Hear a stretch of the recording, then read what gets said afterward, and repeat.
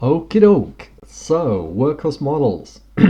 We started with limits to growth model, which we didn't particularly like, from the 70s.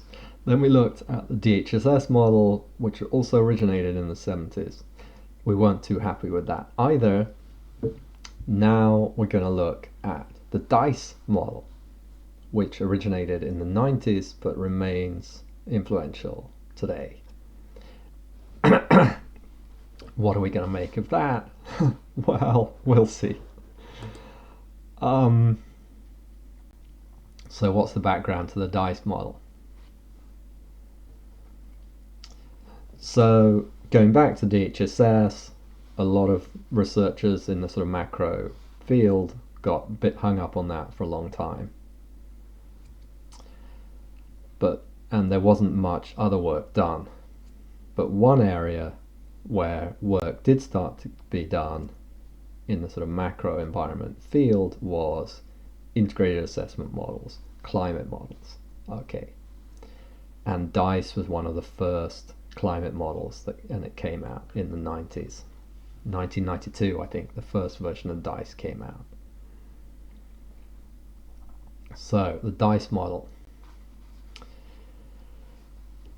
And the DICE model is available online. There used to be like an Excel version online, but the links to that seem to be broken. You can download a MATLAB version here, which I did. It works really nicely. It takes a little while to install. And let me see. Yeah. I found this DICE manual here.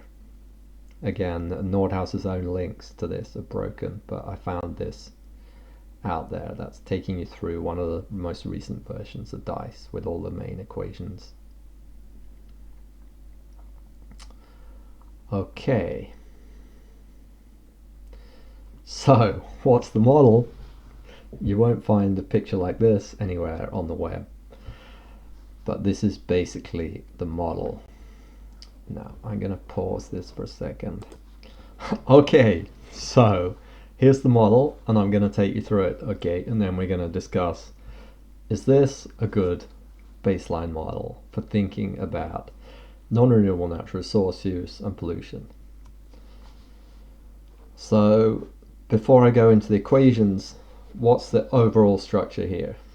So it's clearly inspired by the neoclassical model. So we've got labor supply to a final goods sector, we've got final good production, there's a single good, some of it goes to consumption, some of it goes to the capital stock feeds in back into production.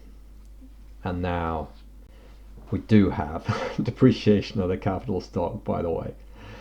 So this is a model that is made as it's supposed to be an empirical model, it's parameterized and so on. So it's not a sort of anything goes kind of theoretical model where we can just assume wacko things. So that's good. But then we've got all this stuff going on. Oh, sorry, you can't see my pointer. All this stuff going on here, right? So what's going on here? We've got production, Y, but we've got baseline emissions, sigma Y, where sigma is exogenous. So we've essentially got a sort of Leontief structure here where your baseline emissions are locked to your production. But then some of those baseline emissions, sigma Y, can get abated. So the ultimate emissions are less than sigma Y. How much less? That depends how much abatement we do, which comes from the diverting this final good production, some of it, into end of pipe abatement. So you can see clearly there's a sort of end of pipe structure to this, right? That we've got a baseline emissions coming out through the pipe, and then at the end of the pipe we use this, what's that? It's gamma, isn't it? Capital gamma. No, or is it? Yeah, it's a capital gamma. we use some of these final good to catch some of the emissions end of pipe. What's going on here? Well, the emissions that do get out of the pipe, they end up in the atmosphere, create a raised temperature T in the atmosphere, which then knocks back production according to this factor, 1 plus F of T. So we've also got a sort of baseline production that is then knocked back by the temperature, and then some of that goes to abatement, and what's left after all that goes up to here and is either consumed or invested. Okay, so it's basically a neoclassical model with some polluting emissions added in a very simple way, an abatement and damages, and then of course there's a whole complex lot of stuff going on up here, but that's outside this course. Okay, I'm not going to talk about the climate modeling. Okay, so that's just verbally. Now I'm going to take you do the same thing basically, but taking you through some equations. So that's the final good production function. It's just pretty standard neoclassical kind of function. We've got the capital accumulation with depreciation, again neoclassical. And so neoclassical assumptions, productivity A and population L change exogenously. We've got baseline emissions, which are just the proportion sigma of Y, where sigma evolves exogenously. So we assume that there's some kind of exogenous increase in efficiency, sort of pollution efficiency, so sigma goes down gradually over time. And then there's this fraction g of gamma is abated, so it's sigma y times 1 minus g of gamma, where gamma is the fraction of final goods, y star, which are used for abatement. Emissions feed into the climate box, that's up here. Oh, I had a box before, now it's a line, never mind. Temperature goes up by T. F of the function of T is how much, determines how much you knock back the baseline production. What's left after all this, the knocking back of baseline and then abatement, that's Q, and that's divided between consumption and investment. And then we have a standard utility function. Yeah, okay, I'm not showing the utility function. Oh yeah, here it is. With discounting. Yeah, okay. So that's the model. Is this a good workhorse? Let's see, have I got more? Yeah. Is this model a good workhorse for modeling causes and effects of long-run global pollution flows? Well, how do we tackle that? I'm going to gather my thoughts again. I'm going to pause briefly here. Okay, is this a good workhorse? Well, how do we go about answering that question? Sorry, let me sort things out here. Yeah. Well, what about the Solow paper? So how did Solow say that we should adapt to well, in the Solow paper it was about diminishing resource use, but here we can think about diminishing pollution flows. And there were at least 3 important ways that Solow said we can adapt. One is through increasing efficiency in the production function. So we need less of the resource input. In this context, it would be, we need less of the input that leads to the generation of pollution. Okay, if we think, well, where does this carbon dioxide come from? It comes mainly from burning fossil fuels. If we can get more efficient in using fossil fuels, okay, how do we model that here? It's not there. There are no fossil fuels in the model. Okay. Another way is like, okay, maybe we can actually, instead of using fossil fuels as an input, we can use something else, like wind power or something. Again, it's not in the model. The third way Solo talked about was maybe we can shift between different products.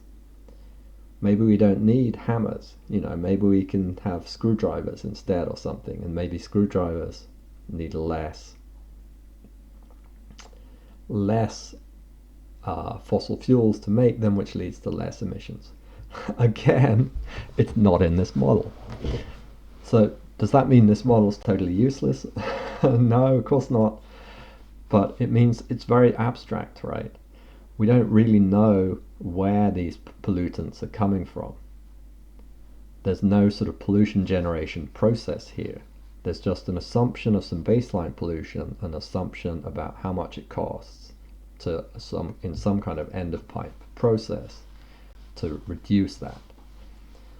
Okay, so it's very, very abstract, and that makes it hard to judge whether it makes any sense. It's hard to test, to parameterize. What are these costs? How easy is it to abatement? What's the shape of the abatement cost function? Is it really easy to abate initially and much harder later? To answer these questions, we need a much better model of where the pollution actually comes from. Okay, and then of course also we can start looking at policy instruments and so on. Okay, so the DICE model, it's a great start for getting a handle on pollution damages and so on in a dynamic context, but it's not a good start for a workhorse model of resource use and pollution. If we look at the pollution decomposition literature, which we're going to talk about a fair bit, you should have a look at this Levinson paper. Basically all of the papers I'm referring to here you should at least have a look at, which are typically the most important processes for reducing pollution. The pollution decomposition literature shows very clearly that it's shifting to cleaner technologies. It's not shifting patterns of consumption towards cleaner goods that don't need as much dirty inputs. It's fundamentally about changing to cleaner ways of doing things, which might have to do with resource efficiency, but it's often in practice to do with shifting out of dirty primary inputs like coal and into cleaner ones like gas, or even better, wind, and so on. So we want our workhorse model to explicitly account for those kinds of processes, which of course the DICE model isn't doing. Where does most pollution come from, like CO2? Well, of course, it comes from fossil fuels, so we want to include those in our workhorse model. Discuss the relationship to the DHSS. Well, so as I said, it's closely related to the neoclassical model, but here we've sort of skipped the whole resource side altogether, non-renewable resources. What about the limits model? Yeah, I'm not sure I've got anything. I forgot exactly how pollution is modeled in the limits model now.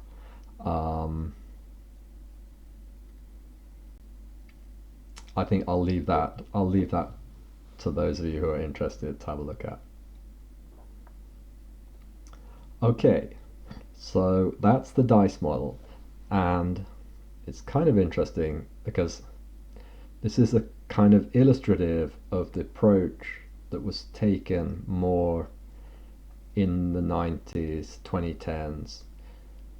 We tended to be a lot of rather abstract models that weren't really, and going further back as well, we weren't really modeling where is pollution coming from, what are the physical processes, how can we